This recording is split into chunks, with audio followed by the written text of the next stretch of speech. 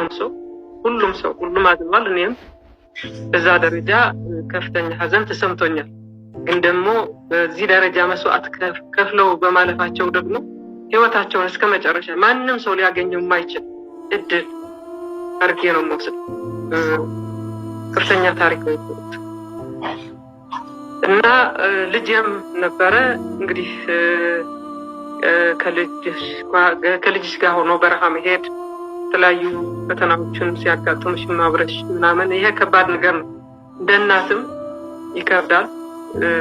ለማንኛውም ሰው የሚከብደው ይመስለኛል።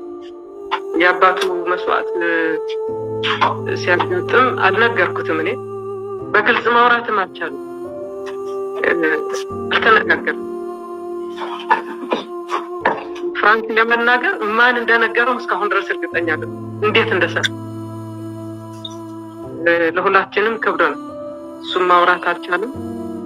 አልጠየቀኝም። እኔም አልነገርኩትም። ዞሮ ያው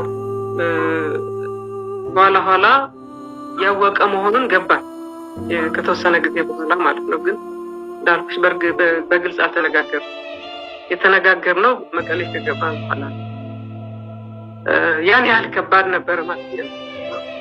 ለማንኛውም ይሄ ግን ቀደም ብዬ እንደገለጽኩልሽ አንድ ብቻ አይደለም፣ 2-3 ልጆቻቸውን ያጡ እናቶች አሉ። ቤተሰብ የጠፋበት አካባቢ ማለት ነው። ከአንድ ቤት 4፣ 5፣ 6፣ 7 በዚህ በ2 ዓመት በተደረገ ጦርነት በጣም ከባድ ነው የነበረው። በጦርነትም የሞቱ በግፍ እናቶች ከልጆቻቸው ከቤተሰቡ እንዳለ ያለቀበት አካባቢ ማለት ነው። እና በዚህ ደረጃ ትግራይን ለማጥፋት የትግራይ ህዝብ ጠቅላላ ለማጥፋት የታወጀ ጦርነት ስለነበረ ያው በሁሉም የደረሰ ጉዳት ነው ለማለት ነው። ግን እንደ እናት ይከብዳል እንዳልሽው። እንደ ማንኛውም የትግራይ ሴት የደረሰባትን ነው የደረሰኝን የምና ከባድ ነው። ነገር ግን ትግል ነው ዋናው ነገሩ። ምንድነው በታግለሽ መጨረሻ ላይ የሚመጣው ለውጥ በዚህ ደረጃ መስዋዕት ስለተከፈለና ሁሉም የትግራይ ህዝብ ወንድ ሴት በእድሜም በጾታም በሃይማኖትም በተለያየ ሳይለያይ እንደ ህዝብ እንዳለ ሁሉም እንደ አንድ ሰው በአንድነት ስለታገለ ሰርቫይቭ ማድረግ ችሏል እንጂ አመጣጣቸው እኮ በጣም አደገኛ ነው የነበረው። ሰውም ይቀራል ነበር እና ከባድ ነው። መስዋዕት ተከፍሏል። ነገር ግን የመስዋዕቱ ውጤት ደግሞ አትሊስት የትግራይ ህዝብ ብዙ ዋጋ እንኳን ቢከፍል የተከፈለው መስዋዕትነት በጣም ከባድ ቢሆንም እንደ ህዝብ ለመቀጠል ግን የቻንደበት ሁኔታ እንዳለ ነው የሚመጣው። አጠቃላይ የስርዓት ለውጥ ነው የሚመጣው እንጂ ወልቃይት ማስመለስ፣ ሁመራ ማስመለስ፣ አዲስ አበባ ማስመለስ ምናምን ማስመለስ ብሎ ነገር የለም።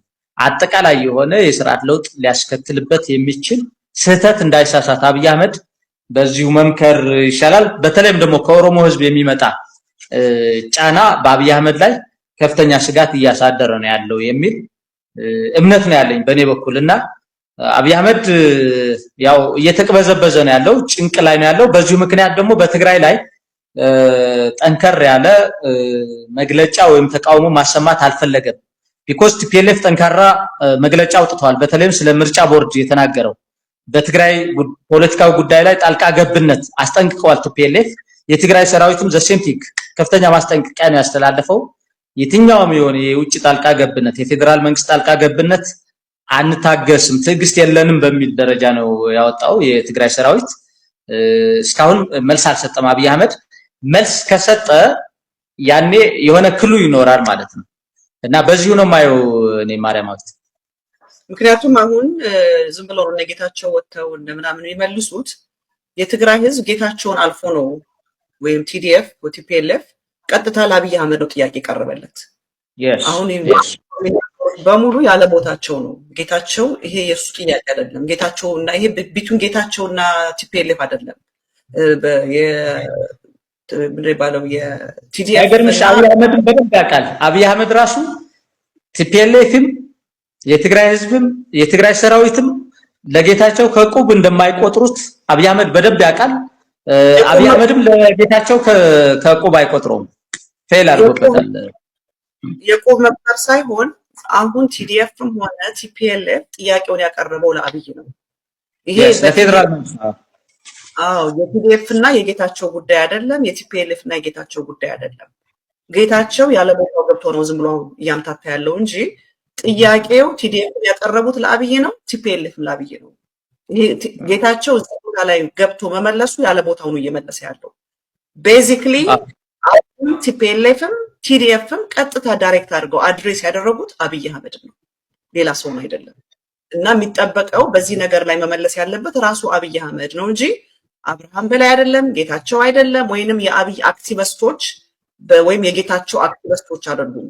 ይሄ የትግራይና የአብይ የቲፒኤልኤፍ እና የአብይ የቲዲኤፍ እና የአብይ ጉዳይ ነው። እኔ የምረዳው ይሄንን ነው። በዚህ አጋጣሚ ብርሃነ ቅድም በፕሮግራማችን ላይ አንዳንድ ሰዎችን አንስተን ስለነበረ የሚዲያውን ኤዲቶሪ የሚመለከት እኔ አሉላን ጋብዘዋለሁ። ለዚህ ላይ ዛሬ አንተ ብዙ ነገሮች ስለ ፐርሰናል የሆኑ ነገሮች አንስተሃል ስለ አሉላና አንተ የተናገርከው ነገር አሉላ አይደለም የሚል ከሆነ አሉላ መጥቶ መናገር ይችላል። የተናገርከው ደግሞ ያንተ አቋም ነው እንጂ የኛ ሚዲያ አይደለም። የራስን መረዳት ነው የተናገርከው። ኢቭን የሰራዊት አቋምም አይደለም። የሰራዊት አቋም ማለት የግሌ ነው። እኔ ራሴ ነው አሉላን በዛ መልክ ነው የማየው። እኔ ኩናት መጀመሩ አይተረፈን እዩ እዚ ኩናት እዚ እንተዳ ተጀሚሩ ድማ ማዓስ ከም ዝውዳእ ድማ አይፍለጥን እዩ።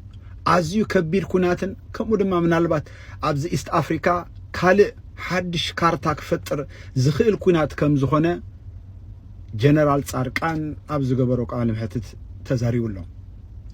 ኣብዚ ኣብ ኢትዮጵያ ዝግበር ኩናት ንትግራይ ከም ዓውደ ኩናት ሻዕብያን ብልጽግናን ክጥቀሙላ ይኽእሉ እዮም ኢሉ ይዛረባሉ።